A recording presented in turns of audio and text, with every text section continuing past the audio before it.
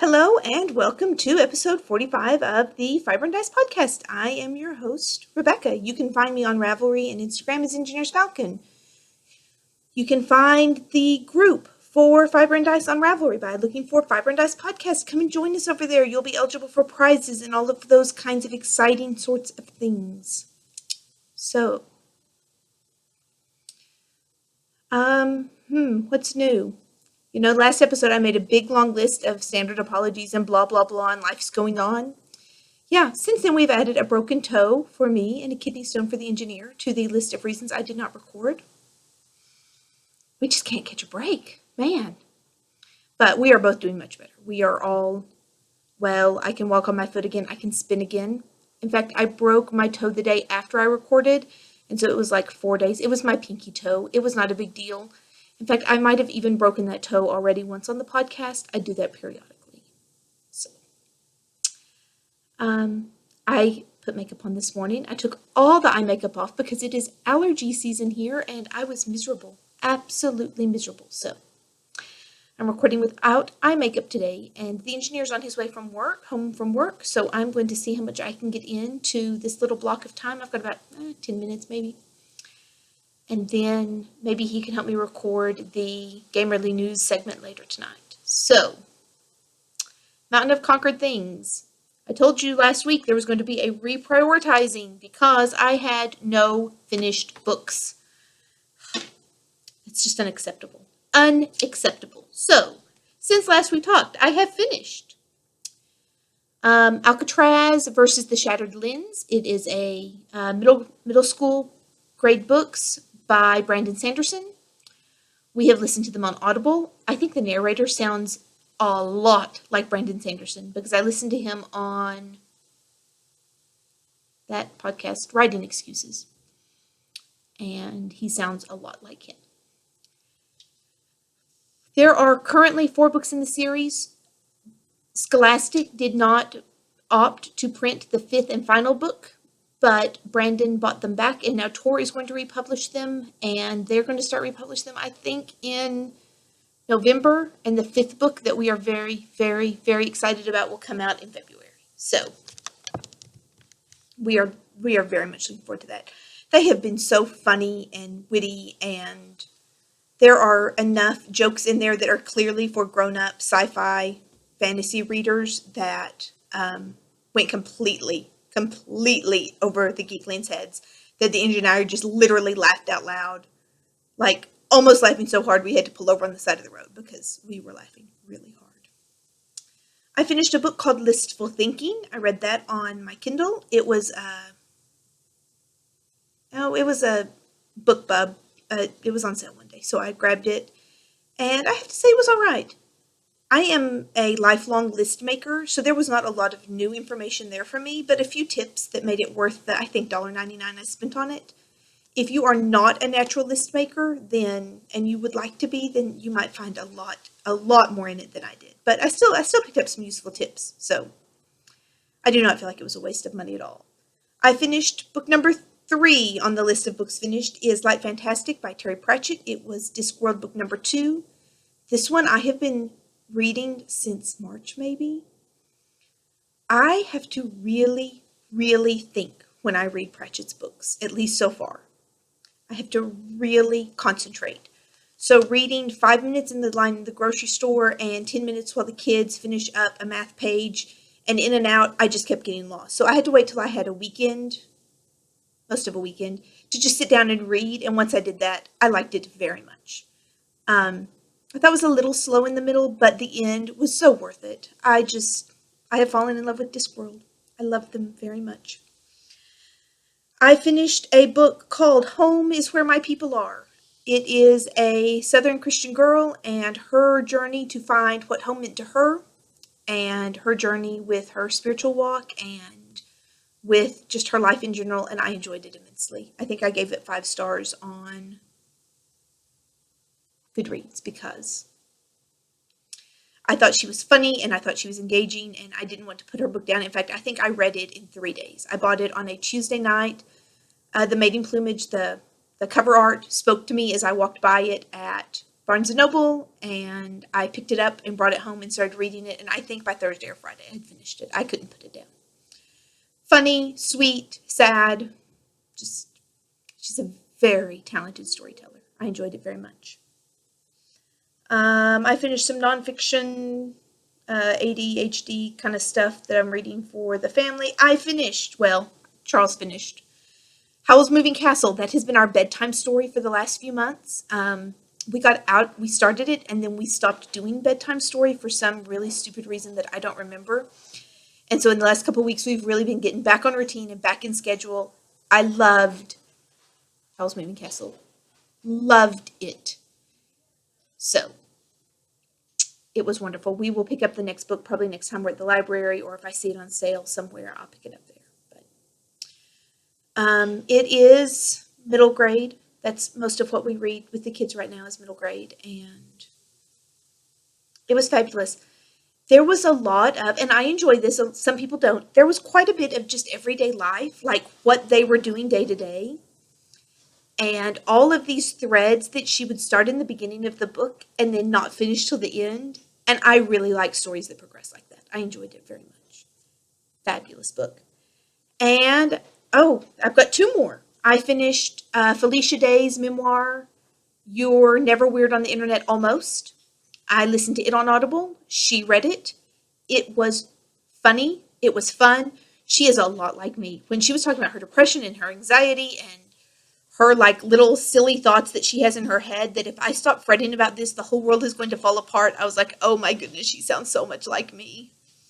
But I admire her. I admire her, her voice in the geek world and her, just the way that she has carved out, and that's what this book was about, how she's carved out her own space on the internet, her own space in the world. And I really admire her for that.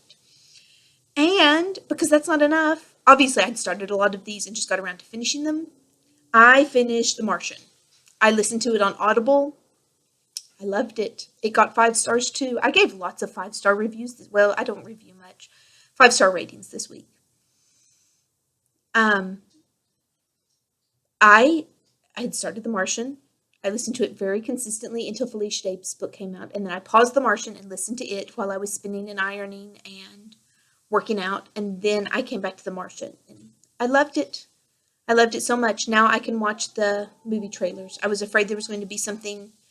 The trailer, I'm sure, is not actually spoilery, but I didn't want to know anything, and I watched some I started the trailer, and I was like, oh, I wouldn't have known that happened if I hadn't read the book already, so I didn't even watch the rest of the trailer. So I can go and finish that now. I'm excited about the movie. I'm interested to see how they're going to handle it, because I really enjoyed the journal, voiceover, personal, first-person narrative style of the book. And so I will be very curious to see how that's all handled in the movie. So those are the 1, 2, 3, 4, 5, 6, 7, 8, 9, 8 or 9 books I finished this week.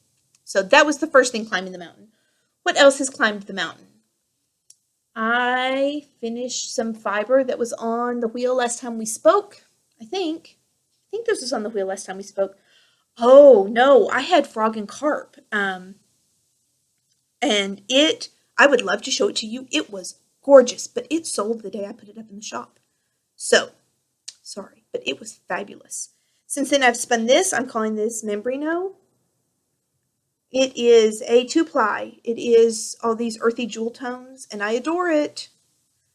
It is Barber Poli, but in some places it lined up, so it has some sections of Barber Pole, some sections of solid, but I adore it. It'll be up in the shop tomorrow. I think tomorrow is going to be the day I try to get a couple things up in the shop. So this will be there.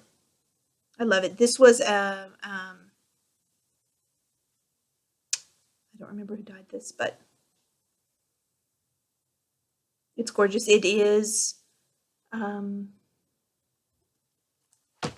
let me pull out the tag.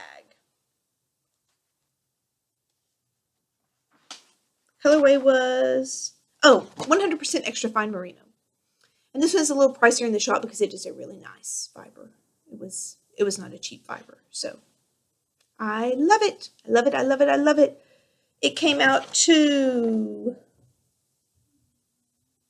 298 yards of two ply. So I, I'm pleased. I like that yardage. And then this will also be in the shop. It's still a little bit damp, but it will be dry enough tomorrow to photograph and list. This was dyed by Jenny at Fat Cat Knits, and I am calling it Autumn Gourds because it has all of these autumny colors that you see in pumpkins and squash and eggplant, and I love it. It is a there and back again. Let me see if I can spread it out so that you can see the color progression. It is just under 300 yards as well. It goes from greens to yellows to oranges to reddish pinks to a big section of eggplanty color and then back through the list. Reds, oranges, yellows, and back to the greens on the end. I cannot even tell you, the screen does not do this justice. I hope that I get some pictures that do it justice because it is, oh, it's amazing. So if you see anything you like, you are welcome to PM me and I will put it as a reserved listing for you in the shop. If not, then I will just put it up in the shop for whoever it is supposed to go home and live with forever and ever and ever. So. Oh, what else is new? Let me see. I don't think there's anything else I have that's finished. Nope, that's it. Only 9 books and 3 fibers. For shame, for shame. No knitting. I'm such a slow knitter. I did work on stuff. Maybe next week I'll have a knitting project ready for you. Harry Potter Knit and Crochet House Cup has started back. So I think I'm going to make it my goal to spin for all my classes. This is actually my detention project. Isn't this the prettiest detention project ever? Okay, probably not ever, but it is. It is lovely. I kind of wish I'd saved it to turn in for a class, but detention will be just fine. So I'm hoping to knit some of the longer 2 or 3 month projects and spin for my shorter classes so that I can spin fast enough to get stuff in the shop, but knit projects to, because I'm so slow, they can count for bigger classes. Like you can take Owls or you can do Order of the Phoenix Missions, all sorts of fun stuff. So that. What else? What else? Climbing the mountain. What is climbing the mountain this week? I'm going to shift this just a little bit so that I can grab some fiber back here. I do not have the engineer to hand me things. This was a pair of bats from, this is what's currently on the wheel, from Knitspin Farm. Joanna of Knitspin Farm. There's her card. On Etsy. And it was 2 little bats. There was one, this is a third of the purple and this is a third of the green. It was called Tulips in New Grass, and I will probably just leave it called that. How I am spinning it, it will be in the shop, hopefully this weekend. I'd like to finish it tonight. We'll see. I am spinning a third of the purple, a third of the green, a third of the purple, a third of the green, and then the other third and the other of those 2 colors are already over by the wheel. So it will be a long single. This is, as you can see, this is an art bat. It has got a little bit of everything in it. So if you have been watching for a while, you know that I don't fight with these. I don't try to make them anything specific. I let them spin up exactly like they want. Usually I leave them as a single, but this time I'm going to apply it with silver. I thought this silver would be a lovely kind of pull the two different colors together. So it will be 6 stripes. It's about 2.5 ounces, so it's not going to make a huge amount of yarn, and it's spinning up a little puffy because I'm not telling it to be little tiny skinny. So it won't be huge yardage, but it will make the equivalent of 6 stripes, even if they're not really thick, long stripes. Sometime either this month or next month, I'm going to knit socks for the engineer. This was part of my Frog It or Finish It. I finally bought a sock class on Etsy. No, Craftsy. A sock class on Craftsy because I just am no good at socks. I love to knit them. They are pretty, but I am just so stinking picky about how they fit. So when I played Frog It or Finish It, I mentioned that last week, I frogged the engineer's socks. This is about the 4th time they've been frogged. Yay for the fiber. It has held up gorgeously. Okay, this is not the ball I frogged from, but the ball that I frogged from is still gorgeous. This is going to be toes and heels and cuffs because he has great big giant man feet. Size 12, 11, something big that takes forever to knit. So this month I'm going to experiment. Maybe I can also do socks for one of my classes. We'll have to see. This month I'm going to experiment with using the information and patterns from the Cracksy class on his feet because I have them here. And then I owe bestest friend Ollie socks. She is my bestest friend in Artesia that we go have game night with. And I got her this for her birthday. It is Into the Woods from Lady Man Fiber Arts. You will have to pardon if you can hear the geekling noise. I'm very sorry. So I'm going to make her socks with this, but I'm going to wait to make those socks until I have knit a successful pair for the engineer, because I've not knit too many socks that weren't for my own feet, and the people that I knit them for were not picky. I'm not saying they're picky, but I really want to get good at socks fitting correctly on the 1st or 2nd try, not the 5th or 6th or 7th. So I have a huge stack of fibers of things from Frog It or Finish It. Let me see. I may just see if I can turn this around and show you everything over there that I frogged. Oh, there's my house. Can you see all that over there? Most of this, all of this right here was projects I frogged. So I am glad that I did that. It has, oh, there's my steampunk shirt. I think it's so cute. I love it. I am very glad that I frogged it because it's left me free. I will be right back. I think I have somehow accidentally locked the engineer out of the house. Hello, I had in fact locked him out of the house. Woohoo! You can hear he comes in through the garage, and I don't know that I've ever locked those doors. In fact, when I went to meet UPS earlier today, I noticed that they were locked, and I thought I'd unlock them. Apparently not. I don't know why I compulsively locked those today, apparently, but I was talking about the things I frogged it or finished it. I had started a blanket. I did it huge, like one-piece blanket, and I hated the way it was looking, which is why I didn't pick it up ever again. And so I frogged it, and I think I'm going to do some kind of squares. I haven't decided which ones yet. So frogging all the projects that I was not head over heels in love with was a really good thing. I'm glad I did that. And I was going to show you this Sweet Torty. This may be next on the wheel. I haven't decided for sure yet, but I'm kind of leaning towards this. I love these colors. My sister's, her cat, Poquita, is a tortie, and she's gorgeous. And so these look like the cat, and my sister got this for the shop. So when we are there this weekend, this is probably what I'm going to be spinning. Like I said, I hope to finish this stack before we leave tomorrow afternoon. So, ducks in a row. My duck in a row is a little itty bitty teeny tiny thing this week, and it is, as I cleaned out my stash while I was playing Frog It or Finish It, I pulled out all my little balls of bits and bobs of handspun, and I put them in this pitcher. I've got a bigger vase that will come out of storage at some point. Oh my goodness, we need to get out of storage so bad. It's costing us a fortune, and I need things that are in there. My limit of living without the rest of my stuff is hit. We are at 2 years now, and I'm done. I'm ready to have it all back or gone. Frog it or finish it in the storage shed too. But I just thought they looked so pretty all there together. So this is not an original idea, but one that I found to be very effective. So that it sits up above my spinning shelf, and it just looks lovely. So,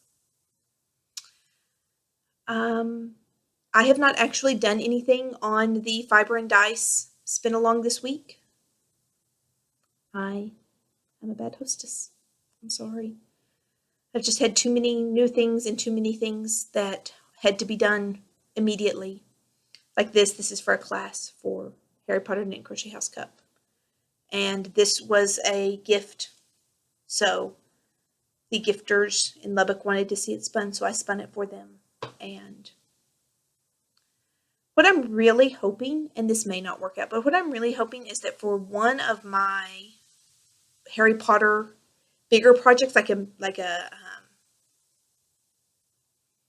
not one of my little classes, but one of my big classes, that I can spin like all four different fibers that are dyed the same way and call that one project. So I'm going to cross my fingers that I can make that work. That's really what I want to do with that fiber. I want to spin it all up over a couple months and compare it to everything. So, but we're almost done. We've got just over a month left. So if you're participating in that, let me know. Come and visit on the boards. Media break. I don't think I have anything exciting for media break this week. So I'm going to pause here. I'm going to go have dinner. I'm going to clean up all of the yarn that is everywhere. And then I will be back with the engineer in a little while to talk about my Mystics. Talk to you guys in a little bit. Bye. And welcome to Gamerly News. We have had dinner and had our 15 minutes of awesome, which is our nightly, the glare is really bad, I'm sorry, which is our nightly house cleaning time that we do as a family. Doesn't that sound exciting? We try to make it sound exciting. 15 minutes of awesome. And the Homer T map plays like this little victory music at the end. So we all try to pretend like it's fun. We all really don't like it, but I do like the clean house. So yeah, and it works. It works. We can do all of our cleaning up from dinner, cleaning up from the day, clearing the table, folding the last bit of laundry, and major house cleaning chores. If all four of us work for 15 minutes a night in 4 nights. So that's 1 hour as a family for pretty much all of the housekeeping stuff except emptying the dishwasher in the morning, cleaning up after ourselves, and laundry and ironing. So I really can't complain. It's really pretty awesome. Is that better? Yeah, I can go to the window too. It didn't help when it was closed. It didn't help. I'm going to do this blind. Yeah, we are facing west, and it's sunset. So yes, and if you watched episode 44, you know that we have 7 windows that make lots of heat and glare at evening. But now that we're traveling to Lubbock every weekend, I don't have the engineer at all during the day here. So that's why 15 minutes of awesome happens at night and not during the day or on weekends. And that's why we're filming at the worst sunlight of the day except darkness. So I do not think there is any Gamerly type news to discuss. No, I was going back through what we played, and mainly it's been stuff off our 10-10 list. Ugly. We got in another game of viticulture. That was fun. Oh, that was fun. We taught her sister, so and she enjoyed it. And it's probably going to be one of our 10-10s next year. Is the expansion? Oh, it is. Well, we talked about this. Did we? I thought. I don't remember this conversation. The expansion has 12 modules in it, and so they can be kind of, and they're meant to be progressively added. And in all fairness, I do give him 1 worker placement for every 10-10 list. So if he wants to pick viticulture, then he can have viticulture.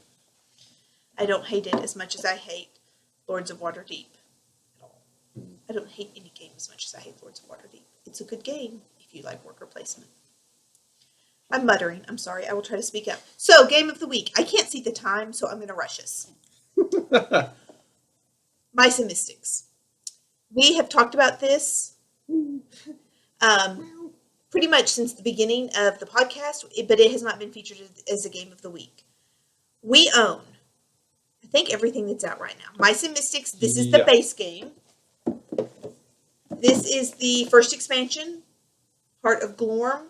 Excellent. We just finished playing this, and we are about to, in the next couple of weeks, start the second expansion, or big box expansion, which is Downwood Tales. This is as big as the original box, but it is still just an expansion. Yeah, you do have to have this box to play any of these. So, just know that going in. Yep. There is going to be a miniatures game. Yes, I am very excited about that. I am too. What's it called? Tail Feathers. There we go. I couldn't remember. That's why. I was reading the rules for that today at lunch. But it doesn't come out for 4 or 5 months. So probably around the beginning of the year. Yes. So early next year, I will be talking about that more. Yes. So, Mice and Mystics is a role-playing game, board game, where you take on the character of mice And I think, do we play any non-mice characters? Not yet. Not yet. The Downward Tales expansion has a couple. So we're all playing the roles of mice. You get a character. We painted our miniatures because we are that kind of geeky and loved it. I'm thinking maybe over Labor Day we'll paint the Downward Tales expansion. I keep saying we're going to do that, and we haven't gone around to it. We're supposed to do that over the weekend that Charles's parents got married, but That was kind of busy. oh my goodness, that was a crazy weekend. This is the bag of miniatures that comes in the Downward Tales expansion. And So- it's roughly equivalent to what comes in the first box. Yep. They all come this nice brown. And they are very detailed still. They're gorgeous. This Even is- not painted, oh. they're very nice.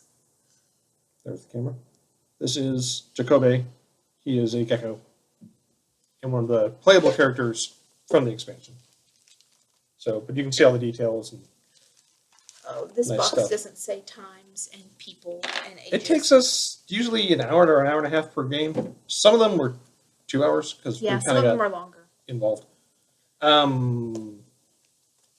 think the age is probably 10 and up. Probably, Especially if you're playing with grown-ups. yes. And we played with ours a little younger than that. Yeah. We started when Wiley was 8 or 9. Yeah. Because Maybe well, 9. this has been... This We've is been our playing it for a couple years. Yeah, this is our second year to have it as a 10 by 10, and it will be a 10 by 10 next year. So by the end of next year, we will have logged at least 30 plays of it, and we still enjoy it. So what's in your box? You get the rule book. It is not small. There's a lot of information. I will give the heads up on this one. This one's a pretty involved game. Setup takes longer. Gameplay takes longer. Whoever is, I guess, really serving as the DM Yeah. needs to read ahead, because not only do you have the rule book, but you have the quest book. Again, I'm sorry, I'm having to hold things up to my face. This one is the storybook that came with the original Mice and Mystics box. It is the story with Sorrow and Remembrance, and it is this thick. It's got some additional rules, but also there are 10 scenarios or 10 chapters. This one has 11 and an epilogue. I just looked. Okay. But for each section, it's got story for you that you read about what's happening. It's got all the instructions for setup, what pieces you need, what boards you need, if you want to show them the boards. Yeah, it comes, and again, this is all just in the base set. There's 8 or 9 of these tiles. And they're all two-sided. And you use them in different variations throughout all the quests. Yeah. There are, sometimes you need special cards, sometimes you need certain characters. So all of that is in the rule book. And so each time you sit down to play, you pick a character. We have played more or less the same character each time. Sometimes we'll have to play more than one because you'll need 5 characters or you'll need specific characters. And sometimes you don't need that many. It just depends on the scenario. And again, all that's in the book. It's all It's very laid out. If you've been interested in something like Dungeons and Dragons or another role-playing game, where with those it's all pencil and paper and kind of done in your head. This is kind of an intermediate between that and standard board games. Yeah.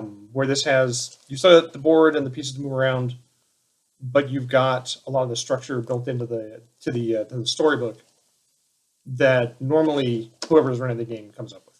Yep. It is not an inexpensive board game. I think this one was $80, $79.95. I wouldn't say it was 60.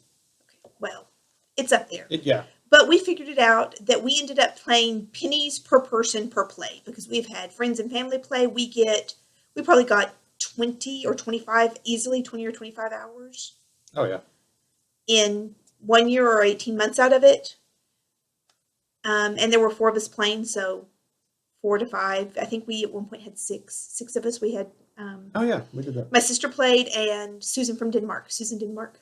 She was on a few episodes ago. Yeah. She played a game with us. So I like this game because I like games that have lots of pieces. The Boy Geekling says he likes games with lots of pieces too. Oh, yeah. And then every character has their own. We've got them all kind of separated. But they have their own. This is kind of like your character sheet. This is the card that tells who they are, kind of their background and story, and then it gives their hit points and their attack power and any special abilities they have. And you can play this either as a single scenario, you can just pick one out of the book to play, or you can play it as a full quest where you play through the entire story and your character kind of levels up as you go, and you can get more abilities for them. And those can vary depending on your personal playstyle. Yep. So it's very flexible. It is. We do have friends who play it with considerably younger kids than Lauren. Don't they play? Yeah, they and his play. kids are all a few years younger than ours. So it's got lots of family flexibility. Again, I don't think this is anything that your average 10 or 11-year-old could sit down and run because it's lots of pieces and lots of information. But as a family game, excellent. Excellent. Yes? The dice. The dice are fun. They're all custom. I have a soft spot for custom dice. This game had all those little things that I like. And Tail Feathers uses these as well. Yep. Go ahead. I can't see the different sides. You wave the dice and I'll show you. So basically, yeah, it comes with 5 dice, and the expansion had another 5. And I don't think we ever had to use more than that at once. So when you're attacking or defending, you're rolling dice based on your character's strengths and what the enemy's strengths are. The number tells you how many you can get on your move turn. Yes. These are the swords and the bows and arrows are attack. The shields are defend, and the stars are all sorts of bonus points. Either if you're doing searches or you're trying to do something fancy and special, you need to roll a star to do that.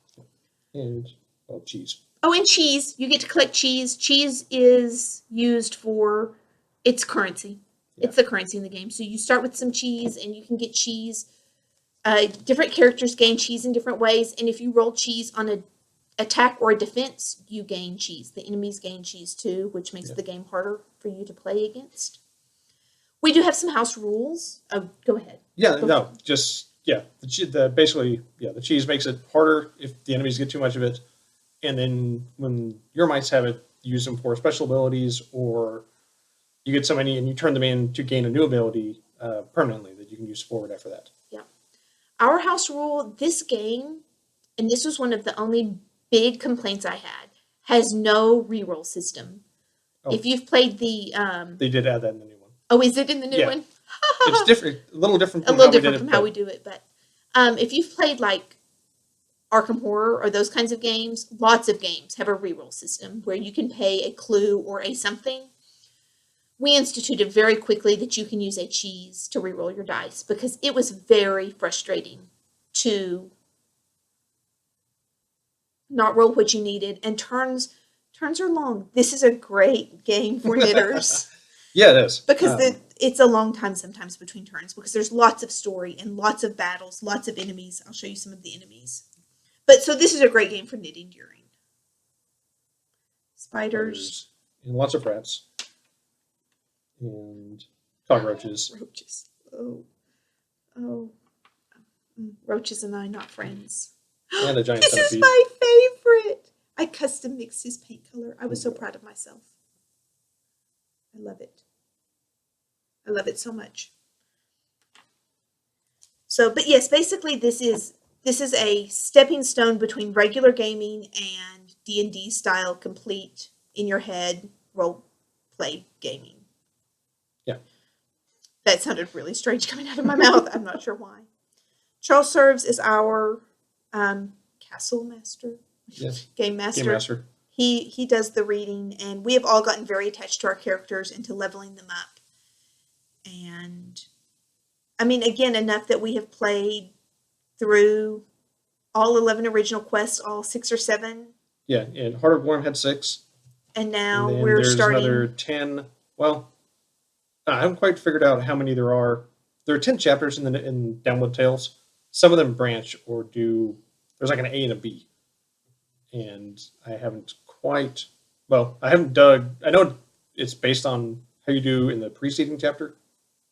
And I don't know if you end up going in a loop or if you just do 3A or 3B and then go on to 4. It's very exciting. So, yeah, it does look very cool. You're out in the forest and there's new tree, like branch overlays that go on top of these tiles. And then there's the underground that's underneath them. So there's even more world to explore. It's very cool. I will say if you are a regular D&D type player, I don't think you would find anything in this that was overwhelming. If that is Yeah. a completely new world for you, go into a game like this prepared to really spend some time in the instruction manual and plan for your first few games to run a little long as you get a feel for the mechanics. There are you don't roll initiative in this game. You just shuffle and flip over who's going to play in what order. But so the order turn changes. The enemies, when they collect too much cheese, the intensity of the game increases. There's all sorts of little mechanics that once you've played a few times make total sense. But if I had not had Charles, I think at first this would have been kind of frustrating for me. It would have taken me two or three Yeah. playthroughs to really get the feel for how all the pieces work. This is by Plaid Hat Games, and love on them. they make great stuff as well. On their website, they do have some playthrough videos on how to set up the board and how turns go, and so there's a lot of tutorials there, as well as on some of the other gaming websites that can help walk you through this. Yep. Um, This is one I would say, at least for our family and for quite a few families we know, well worth the investment of oh yeah, buying it and learning it. So,